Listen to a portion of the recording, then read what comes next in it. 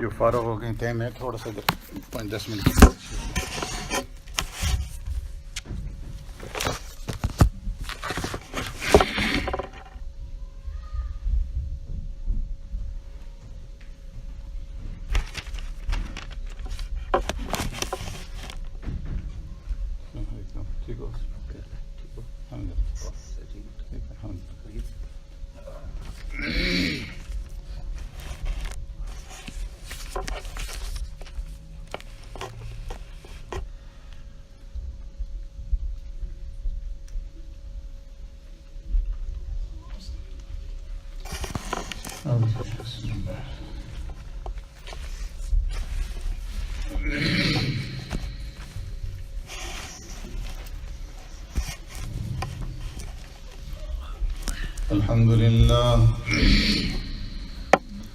الحمد لله نحمده ونستعينه ونستغفره ونؤمن به ونتوكل عليه ونعوذ بالله من شرور أنفسنا ومن سيئات أعمالنا من يهده الله فلا مضل له ومن يضلله فلا هادي له ونشهد أن لا إله إلا الله وحده لا شريك له ونشهد أن سيدنا ونبينا ومولانا محمدا عبده ورسوله صلى الله تعالى عليه وعلى آله وأصحابه وبارك وسلم تسليما كثيرا أما بعد فقد قال النبي صلى الله عليه وسلم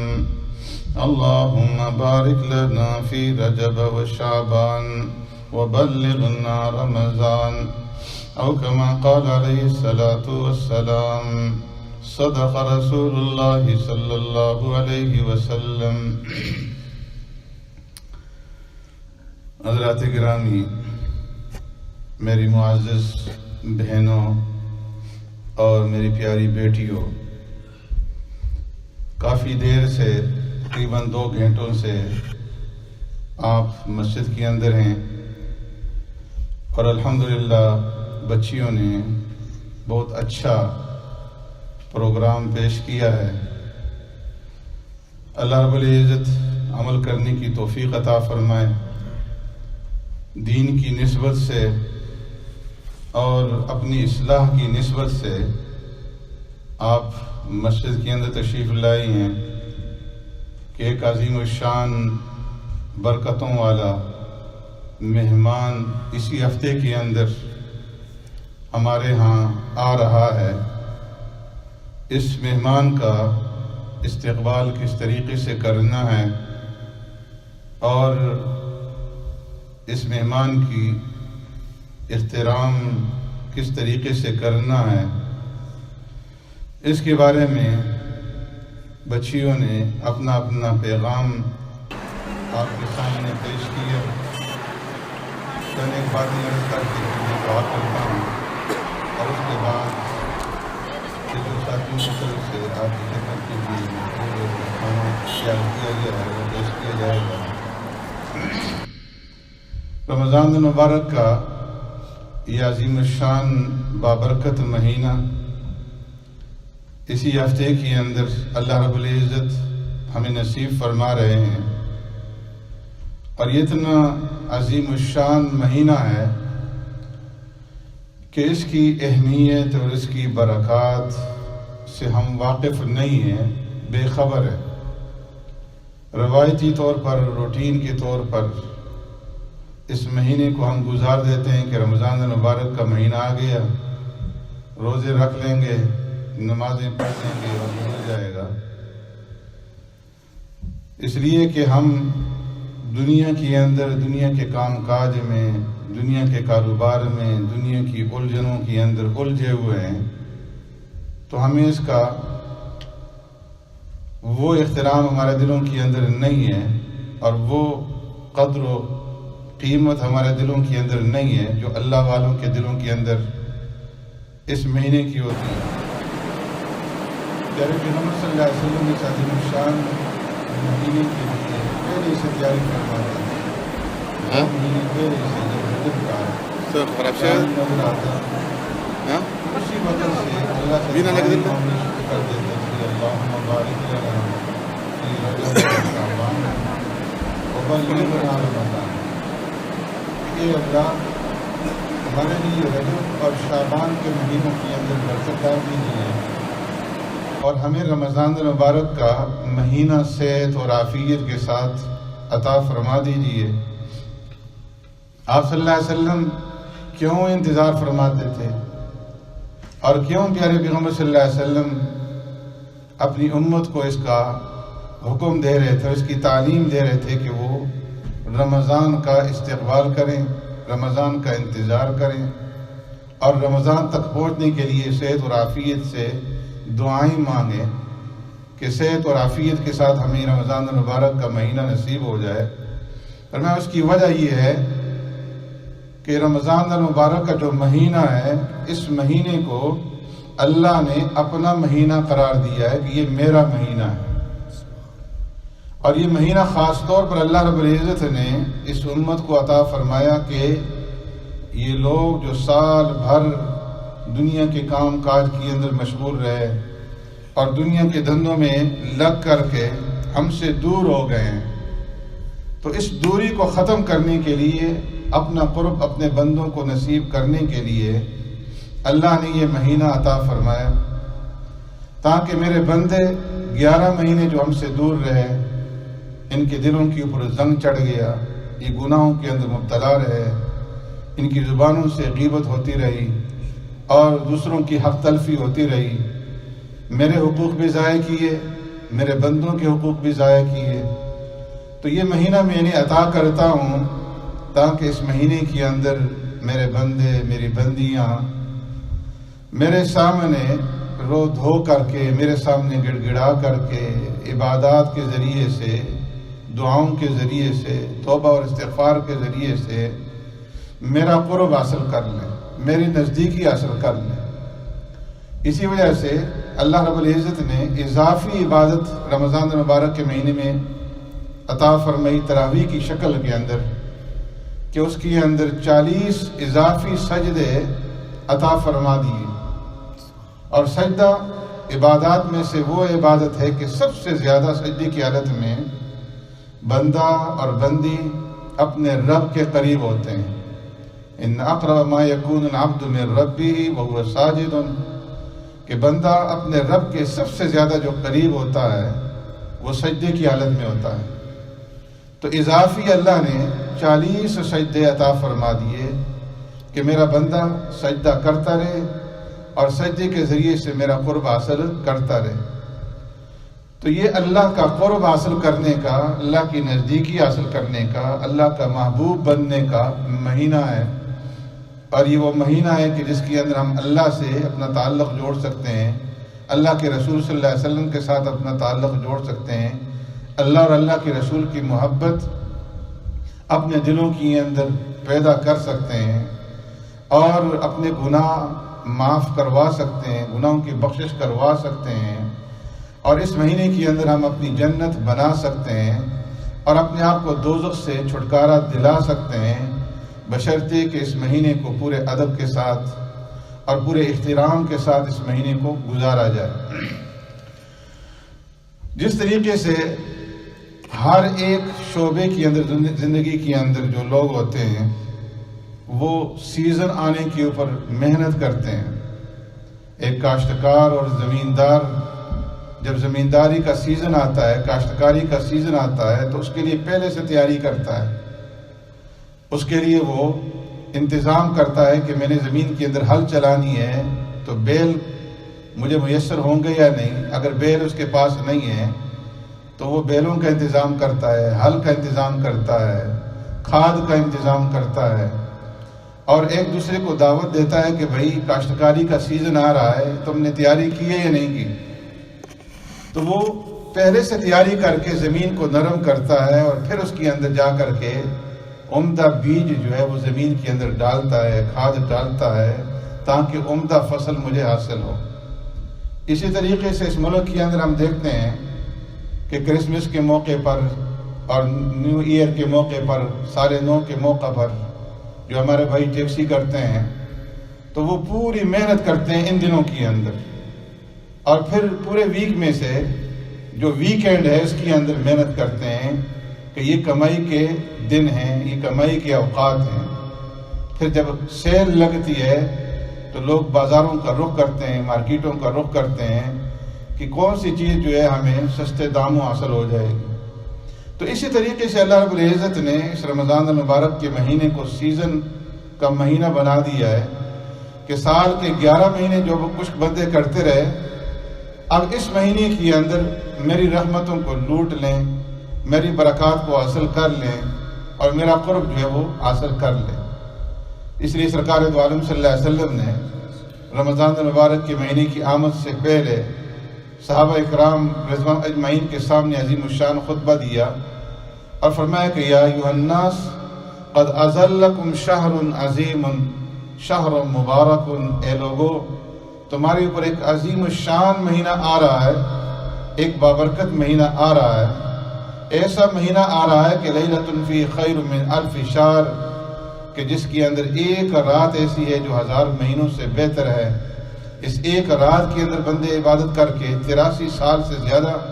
عبادت کا اجر و ثواب حاصل کر سکتے ہیں۔ اس مہینے کے روزے اللہ نے فرض فرما دیے ہیں، وقیام اللیل تطوعا، اس مہینے کی راتوں کے اندر اللہ نے تراویح کی شکل کے اندر نفلی عبادات کا اضافہ فرما دیا ہے، اور اس مہینے کے اندر اللہ رب العزت کی رحمتوں اور برکات کا نزول ہوتا ہے۔ اللہ رب العزت نے اس مہینے کے اندر اتنا اجر و ثواب بڑھا دیا ہے کہ جو لوگ اس مہینے کے اندر کوئی نفلی عبادت کریں گے، صدقہ خیرات کریں گے، نوافل پڑھیں گے، ذکر اذکار کریں گے تو انہیں فرضوں کے برابر اجر و ثواب دیا جائے گا، اور جو لوگ فرض ادا کریں گے تو ان کی اجر و ثواب کو 70 گنا بڑھا کر کے 70 گنا فرض کا اجر و ثواب دیا جائے گا۔ اور فرمایا کہ وہ شہر الصبر والصبر ثوابہ الجنہ، یہ صبر کا مہینہ ہے،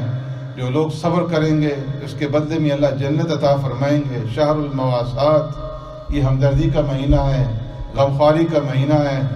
کہ بندہ اس مہینے کے اندر روزے رکھ کر کے اور بھوک اور پیاس برداشت کر کے اس کے دل کے اندر ہمدردی پیدا ہوتی ہے غریبوں کے ساتھ اور ان لوگوں کے ساتھ کہ جن کے پاس کھانے کے لیے، پینے کے لیے اور پہننے کے لیے کچھ چیز بھی میسر نہیں ہے، اور ان کو رہنے کے لیے چھت میسر نہیں ہے۔ تو اس مہینے کے اندر جب بندہ خود بھوک برداشت کرتا ہے، پیاس برداشت کرتا ہے، تو غریبوں کی، یتیموں کی، مسکینوں کی، بیواؤں کی محبت اس کے دل کے اندر پیدا ہوتی ہے، ہمدردی اور غمخواری کا جذبہ اس کے دل کے اندر بیدار ہوتا ہے۔ تو اس لیے یہ ہمدردی اور غمخواری کا مہینہ ہے کہ اس کے اندر صدقہ اور خیرات کے اندر اضافہ کر دیا جائے اور غریبوں اور یتیموں اور مسکینوں کا خیال رکھا جائے۔ اور شہر یزاد فیہ رزق المومن، ایسا مہینہ ہے کہ اس مہینے کے اندر مومن کے رزق کے اندر اللہ رب العزت اضافہ فرما دیتے ہیں کہ افطار کے وقت میں طرح طرح کی نعمتیں انسان کو مہیا ہوتی ہیں، میسر ہوتی ہیں کہ جو سال بھر نصیب نہیں ہوتی۔ اور یہ ایسا مہینہ ہے کہ من فطر فیہ صائما کان لہ مغفرۃ لذنوبہ، کہ جو اس مہینے کے اندر کسی بھی روزے دار کو روزہ کھلوا دے، روزہ افطار کروا دے، اللہ اس کے سارے گناہوں کو معاف فرما دیں گے، اس کو جہنم سے چھٹکارا دے دیں گے، اور اس کی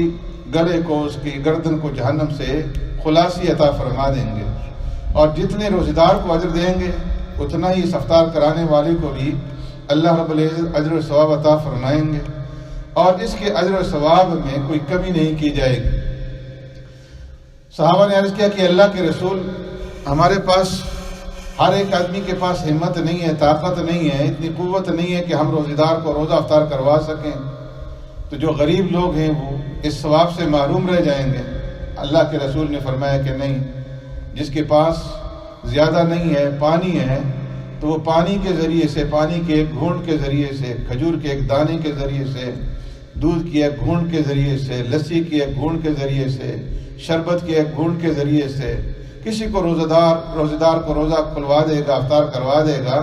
تو اللہ رب العزت اس سے بھی اتنا ہی اجر دیں گے، اتنا ہی ثواب عطا فرمائیں گے۔ اتنا عظیم الشان مہینہ اللہ رب العزت جو ہے وہ ہمیں عطا فرما رہے ہیں۔ جو لوگ اس مہینے سے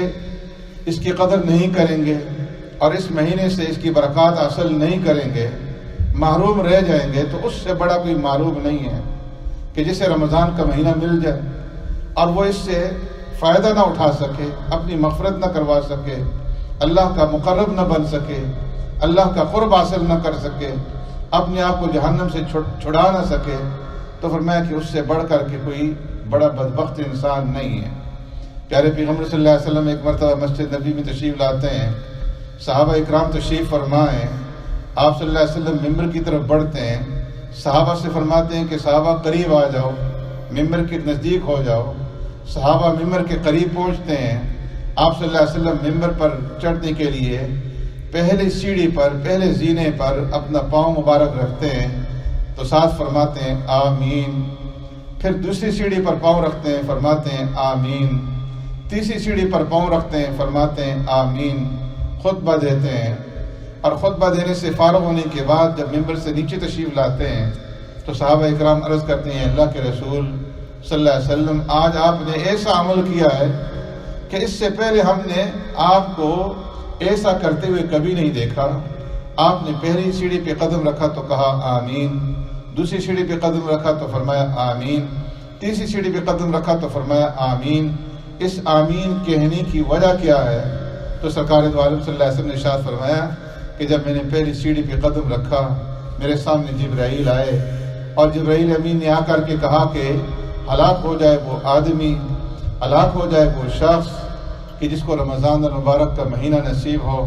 اور وہ اس مہینے کے اندر اپنی مغفرت نہ کروا سکے۔ میں نے کہا آمین۔ جب میں نے دوسری سیڑھی پہ قدم رکھا تو جبرائیل صلی اللہ علیہ نے فرمایا کہ ہلاک ہو جائے وہ آدمی کہ جس کے سامنے میرا نام ذکر کیا جائے، میرا نام نامی اس میں گرامی آئے اور وہ میرے اوپر درود شریف نہ پڑھے۔ میں نے کہا آمین۔ تیسری سیڑھی پہ قدم رکھا تو فرمایا جبرائیل صلی اللہ علیہ وسلم نے کہا کہ ہلاک ہو جائے وہ شخص کہ جس کے ماں باپ میں سے دونوں یا ایک زندہ ہو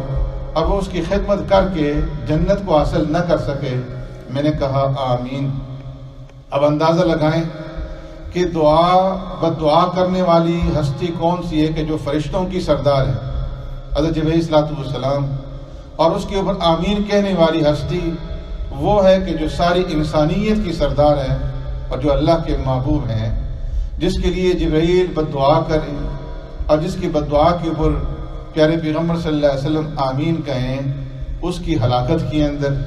اس کی بربادی کے اندر کیا شک ہو سکتا ہے؟ اس لیے یہ عظیم الشان مہینہ اللہ رب العزت ہمیں عطا فرما رہے ہیں، تو اس مہینے کی ہم نے قدردانی کرنی ہے اور اللہ کو راضی کر کے اپنے گناہوں کی معافی جو ہے وہ کروانی ہے۔ تو اس لیے اس مہینے کے اندر جو ہمارے اکابرین کا، ہمارے اسلاف کا، صحابہ اکرام کے زمانے سے لے کر کے، تابعین کے زمانے سے لے کر کے آج کے زمانے تک جو اکابر ہیں، علماء ہیں اور بڑے بڑے اللہ والے ہیں، ان کا یہ معمول رہا ہے کہ وہ رمضان کے آنے سے پہلے رمضان کی تیاری کرتے ہیں، اور رمضان کی تیاری یہ ہے کہ رمضان کے آنے سے پہلے آدمی اپنے بڑے بڑے کاموں کو نمٹا لے۔ اگر چھٹی مل سکتی ہے کام کاج کرنے والے کو تو وہ چھٹی لے لے، نہیں تو اپنے اوقات کو زیادہ سے زیادہ فارغ کر کے اس مہینے کے اندر اللہ کی عبادت کے اندر لگ جائے اور اللہ کی عبادت کے اندر جو ہے وہ مشغول ہو جائے۔ رمضان المبارک کے مہینے کے اندر دنوں کو روزہ رکھے اور راتوں کے اندر جو ہے نماز تراویح ادا کرے اور تلاوت کی کثرت کرے۔ جتنی زیادہ قرآن کریم کی تلاوت میری مائیں، میری بہنیں، میری بچیاں اس مہینے کے اندر کر سکتی ہیں، وہ زیادہ سے زیادہ تلاوت کریں۔ ہمارے اسلاف اور اکابر کا یہ معمول تھا۔ امام اعظم ابو حنیفہ رحمۃ اللہ تعالیٰ علیہ ایک قرآن رات کو ختم کرتے تھے، قرآن دن کو ختم کرتے تھے، ایک تراویح کے اندر ختم کرتے تے۔ رمضان المبارک کا مہینہ ختم ہوتا تو 61 قرآن کریم جو ہے وہ ان کے مکمل ہو جاتے تھے، 61۔ اسی طریقے سے باقی جو اسلاف تھے ان کا بھی یہ معمول تھا۔ ہم لوگ کمزور ہیں، ضعیف ہیں، ہم اتنا نہیں کر سکتے، لیکن کم از کم اتنی کوشش تو کریں کہ روزانہ 2-3 سپارے جو ہے قرآن کریم کی تلاوت کریں۔ جتنا زیادہ سے زیادہ تلاوت کر سکتے ہیں تو قرآن کریم کی تلاوت کا اہتمام جو ہے وہ کریں۔ پھر اس کے ساتھ ساتھ جتنے بھی فرائض اللہ نے ہمارے اوپر عائد کیے ہیں ان فرائض کا اہتمام کریں۔ نماز فرض ہے، بچہ بچی جب بالغ ہو جاتے ہیں تو بلوغ کے بعد ان کے اوپر فرائض جو ہیں وہ عائد ہو جاتے ہیں، نماز بھی فرض ہو جاتی ہے، روزہ بھی فرض ہو جاتا ہے۔ تو جو ہی بچے یا بچی بلوغ کو پہنچیں، بلوغت کی عمر کو پہنچ جائیں تو ان کے اوپر نماز بھی فرض ہو گئی اور ان کے اوپر جو ہے روزہ بھی فرض ہو گیا۔ تو اس لیے نماز کا بھی اہتمام کرنا ہے، رمضان کے اندر بھی اور غیر رمضان کے اندر بھی۔ جو بالغ ہو گئے نماز فرض، پہلے اللہ نے چھوٹ دے رکھی تھی، 14 سال تک، 13 سال تک، 12 سال تک، 15 سال تک، مختلف عمریں ہیں، بعض لوگ جلدی بالغ ہو جاتے ہیں، بعض 15 سال تک۔ تو اللہ رب العزت نے ان کو چھوٹ دی رکھی ہے، اتنی عرصے تک ان کے اوپر کوئی فریضہ عائد نہیں کیا۔ انہیں کھلا رہے ہیں، انہیں پلا رہے ہیں، انہیں ساری نعمتیں دے رہے ہیں، لیکن ان کے اوپر کوئی فرائض عائد نہیں کیے۔ اور جب بلوغت کو عمر کو پہنچ گئے اب فرائض ان کی طرف متوجہ ہو گئے، اب نماز فرض ہو گئی، روزہ فرض ہو گیا۔ اب بھی اگر وہ سستی کریں گی، اگر کوتاہی کریں گی، نماز نہیں پڑھیں گی، روزہ نہیں رکھیں گی، تو اس سے بڑی بدبختی کوئی ہو ہی نہیں سکتی۔ تو اس لیے اس مہینے کے اندر ایک تو تلاوت کا اہتمام کرنا ہے اور اس کے ساتھ ساتھ نمازوں کا اہتمام کرنا ہے۔ پھر اللہ رب العزت نے ماؤں کے لیے، بہنوں اور بیٹیوں کے لیے کچھ پیریڈ رکھے ہیں معذوری کے ہر مہینے کے اندر کہ وہ معذور ہو جاتی ہیں، تو اللہ نے اس عذر کے زمانے کے اندر ان کے اوپر اضافی بوجھ نہیں ڈالا۔ یہ اللہ رب العزت کا کس قدر احسان ہے کہ ان کے اوپر ڈبل بوجھ نہ پڑے۔ تو اس لیے نمازوں کو معاف کر دیا اور روزوں کو معاف کر دیا کہ روزہ بھی نہ رکھیں، نماز بھی نہ پڑھیں۔ روزوں کی تو قضا کرنی ہے، اس لیے کہ روزے سال میں ایک دفعہ آتے ہیں۔ رمضان المبارک کا مہینہ گزر جائے، جتنے دنوں کے روزے چھوٹ گئے ہیں تو ان روزوں کی قضا کرنی ہے، لیکن نماز کی قضا نہیں ہے۔ لیکن اس مہینے کے اندر اور اس مہینے کے بغیر بھی، اس مہینے کے بعد بھی، اس عذر کے زمانے میں اگر میری کوئی بیٹی، کوئی بہن، کوئی ماں وضو کر کے نمازوں کے اوقات میں اپنے معمول کے مطابق مصلی بچھا کر کے قبلہ رخ بیٹھ کر کے مصلی کے اوپر بیٹھ کر کے اللہ کا ذکر کرے گی، سبحان اللہ والحمد للہ ولا الہ الا اللہ واللہ اکبر ولا حول ولا قوت الا باللہ العلی العظیم، فرمایا یہ عورتوں کے لیے سب سے بڑا ذکر ہے۔ اگر وہ قبلہ رخ بیٹھ کر کے نمازوں کے اوقات میں وضو کر کے مصلی بچھا کر کے قبلہ رخ بیٹھ کر کے، اس کے اوپر نماز نہیں ہے عذر کے زمانے میں، لیکن وہ اگر بیٹھ کر کے ذکر کرے گی تو 70 سال کی عبادت کا اسے اجر و ثواب ملے گا۔ 5 وقت 5 نمازوں میں اگر وہ مصلی ڈال کر کے اللہ کا ذکر کرے گی تو 350 سال کی عبادت کا اسے اجر و ثواب ملے گا۔ اس قدر انعام ہے اللہ رب العزت کی طرف سے۔ تو اس لیے اس مہینے کے اندر ان اوقات کے اندر بھی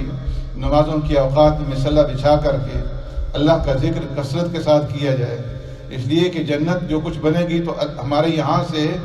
جو ہم زمین میں بیج ڈالیں گے، جو محنت کریں گے، جو یہاں بوئیں گے تو جنت بنے گی۔ ابراہیم علیہ السلام جب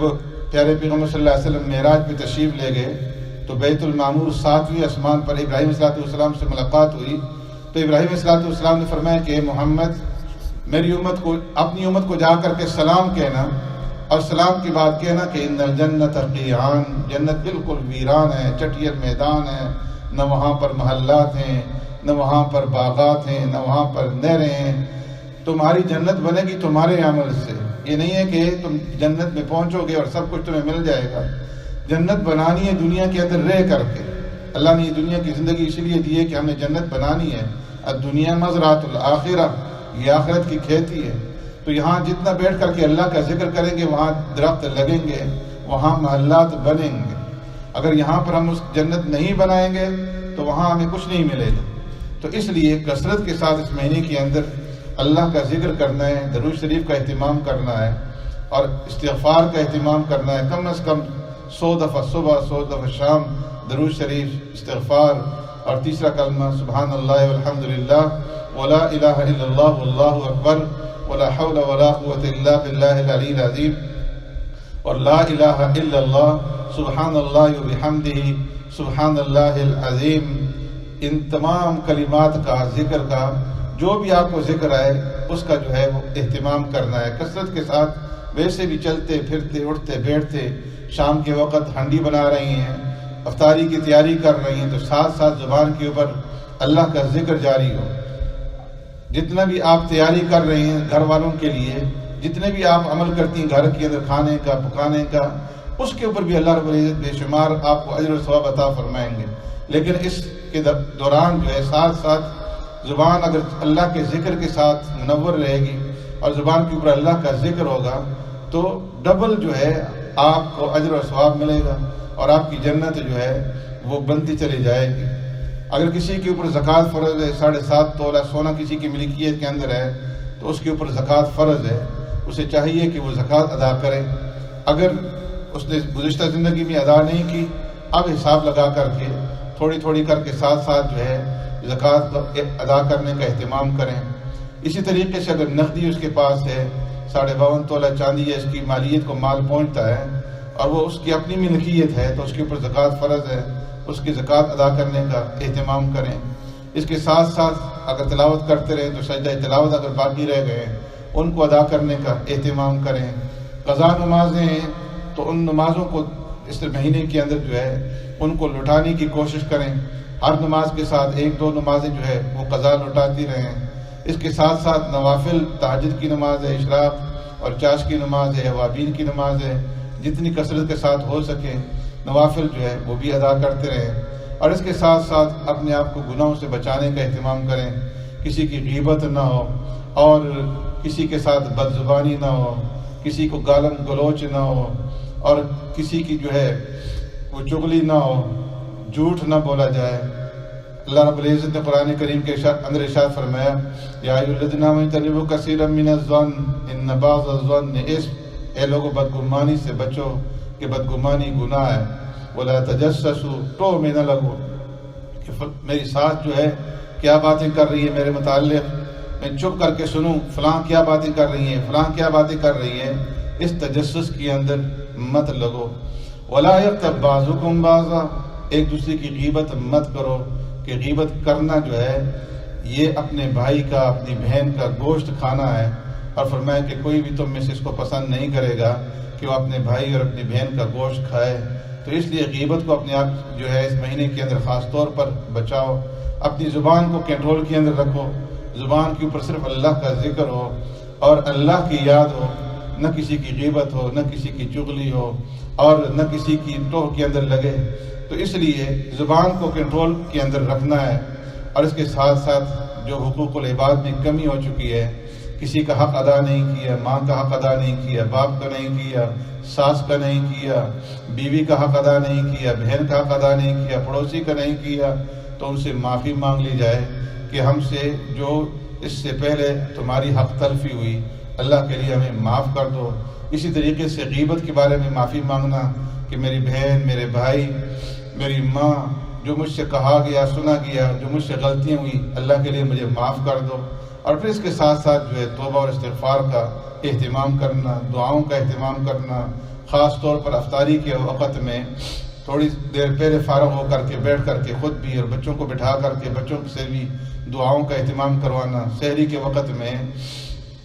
روزہ بند کرنے کے بعد جو ہے اور یا اس سے پہلے تھوڑا سا وقت مل جائے اس وقت تہجد کی نماز ادا کر کے اس وقت جو ہے دعاؤں کا اہتمام کرنا. سحری سے فراغت کے بعد قرآن کریم کی تلاوت کر کے دعاؤں کا اہتمام کرنا. جتنا زیادہ دعاؤں کا اہتمام ہو سکتا ہے اس کی کرنے کی کوشش کی جائے. اللہ رب العزت ہمیں عمل کرنے کی توفیق عطا فرمائے اور آپ کا آنا اور کہنا اور سننا اسے قبول فرمائے. اور جتنی بھی دین کی محافل ہیں ان کی اندر زیادہ سے زیادہ شرکت کرنے کی کوشش کریں. بچیوں پر ہیں ان کے ساتھ آپ فراغت کے بعد مشورہ کر لیں کہ ہر دوسرے مہینے تیسرے مہینے جب بھی آسانی ہو تو اس طریقے سے جو ہے کوئی نہ کوئی پروگرام اس مسجد کے اندر رکھ لیا جائے. اور اس کے ساتھ ساتھ آپ کی یہ بھی ذمہ داری ہے کہ آپ اپنے گھر والوں کو, اپنے بہن بھائیوں کو, اپنے شوہروں کو اس بات کی ترغیب دیں کہ وہ مسجد کے اندر آئیں اور مسجد کے اندر باجماعت جو ہے وہ نماز ادا کریں. اس لیے کہ عورت ہی وہ ہے کہ جس کے بارے میں پیارے پیغمبر صلی اللہ علیہ وسلم نے ارشاد فرمایا کہ اطلب العلم من المہد الی اللحد, کہ مہد سے, ماں کی گود سے علم کی ابتدا جو ہے وہ شروع ہوتی ہے. تو اس لیے ماں اگر دیندار ہے تو بچے دیندار بنیں گے. اور بہت سارے ایسے دنیا کے اندر، تاریخ کے اندر لوگ گزرے ہیں کہ جو بہت بڑے ڈاکو تھے اور بہت بڑے گناہگار تھے، بہت بڑے ظالم تھے، لیکن عورت کی وجہ سے، نیک عورت کی وجہ سے وہ بڑے پارسا بنے اور اللہ کے نیک اور مقبول بندے بنے۔ اس لیے فرمایا کہ ماؤں کی یہ ذمہ داری ہے کہ جب رات کو سوئے تو سوتے وقت اپنے بچوں کے کان کے پاس، اگر بچہ نہیں بھی سمجھتا گود کے اندر ہے، دودھ پی رہا ہے، تو دودھ پیتے بچے کو بھی اپنی گود میں لٹا کر کے اس کے پاس اپنے معمولات کرے، سونے کے جو معمولات ہیں، آیت الکرسی پڑھنا ہے، تبارک الذی کی تلاوت کرنی ہے، ذکر اذکار کرنا ہے، تو بچے کے کان کے قریب کرے۔ اور دن کے وقت، رات کے وقت بچہ اگر سویا ہوا بھی ہے تو فرمایا پھر بھی ماں باپ کی یہ ذمہ داری ہے کہ کوئی ایسی حرکت نہ کرے، کوئی ایسی آواز نہ نکالیں جو بچے کے کان کے اندر پہنچے، اس لیے کہ بچہ بظاہر ماں باپ سمجھتے ہیں کہ یہ تو ناسمجھ ہے، دودھ پیتا ہے، اس کو سمجھ نہیں ہے، لیکن فرمایا کہ جو کچھ اگر ماں باپ حرکت کریں گے، عمل کریں گے، بدزبانی کریں گے، ایک دوسرے کے ساتھ لڑائی جھگڑا کریں گے، گالم گلوچ کریں گے، تو اس کا اثر جو ہے بچے کی زندگی کے اوپر پڑے گا، اور جب بچہ بلوغت کو پہنچے گا تو اس کے اثرات اس وقت جو ہے وہ پھر نمایاں ہوں گے، پھر ظاہر ہوں گے۔ اس لیے فرمایا کہ رات کو سوتے وقت اگر ماں اس کا اہتمام کر لیں کہ بچوں کے سامنے جو ہے وہ اپنے سارے معمولات کریں، دن کے وقت بھی ان بچوں کی تربیت کریں، سارے معمولات کھانے کے، پینے کے، کھانے سے پہلے ہاتھ دھلانے، کھانے کے وقت جو ہے ان کو دعائیں سکھلانی اور بسم اللہ پڑھ کر کے کھانا کھلانا، اور کھانے کے بعد ان کے ہاتھ دھلوانے، دعائیں سکھلانی۔ تو میں کہ اگر مائیں غور کریں گی اس کی اور اس کی فکر کریں گی تو بچے دیندار بنیں گے، اور بچے دیندار ہوں گے تو دنیا بھی بنے گی، آخرت بھی بنے گی، اور قبر بھی جو ہے وہ بنے گی۔ اللہ رب العزت ہمیں عمل کرنے کی توفیق عطا فرمائے۔ اللهم ربنا آتنا في الدنيا حسنة وفي الآخرة حسنة وقنا عذاب النار وقنا عذاب القبر وقنا عذاب الحشر وقنا عذاب الدين وقنا عذاب الميزان اللهم إنا نعوذ بك من عذاب جهنم ونعوذ بك من عذاب القبر ونعوذ بك من فتنة المسيح الدجال ونعوذ بك من فتنة المحيا والممات اللهم اغفر لي ولوالدي وللمؤمنين يوم يقوم الحساب رب ارحمهما كما ربياني صغيرا فاطر السماوات والأرض أنت ولينا في الدنيا والآخرة توفنا مسلما والحقنا بالصالحين اللهم اعز الإسلام والمسلمين اللهم انصر الإسلام والمسلمين اللهم انصر عساكر المسلمين اللهم انصر من نصر دين محمد صلى الله عليه وسلم وجعلنا منهم واخذل من خذل دین محمد صلی اللہ علیہ وسلم ولا تجعلنا منهم الہ العالمین۔ ہمارے جملہ گناہوں کو، خطاؤں کو، لفظوں کو، جرموں کو محض اپنے فضل و کرم سے معاف فرما۔ اس سے پہلے ہم سے جتنے بھی گناہ ہوئے، خطائیں ہوئیں، لغزشیں ہوئیں،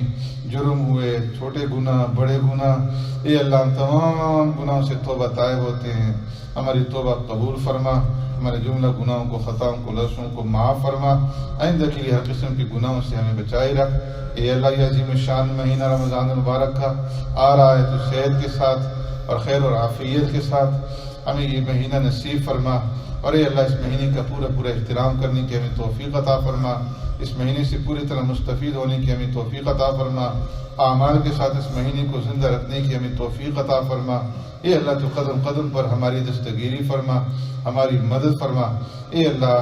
ان بچوں اور بچیوں کا آنا، ماؤں بہنوں کا آنا اے اللہ تو قبول فرما، اور اے اللہ ان بچیوں کو دیندار اور نیک اور صالح بنا دے۔ الہ العالمین جتنے بیمار ہیں گھروں میں، اسپتالوں میں، سب کو شفاء کاملہ عاجلہ نافعہ عطا فرما،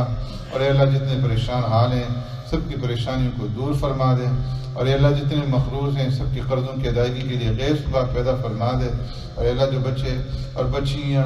شادی کے قابل ہیں اللہ تم کو جوڑ کے نیک اور صالح رشتے عطا فرما دے۔ اے اللہ جن کی شادیاں ہو چکی ان کے گھروں کو آباد فرما۔ اے اللہ جو بھی اولاد ہیں انہیں اولاد کی نعمت سے مالا مال فرما، جن کی اولادیں ہیں اے اللہ تو والدین کے لیے مطیع اور فرما بردار بنا، ہماری اولادوں کو اے اللہ تو نیک اور صالح بنا، اور اے اللہ ہمارے لیے انہیں ذخیرہ آخرت بنا دے، ہمارے لیے صدقہ جاریہ والی بنا دے، اور اے اللہ ہم سب کو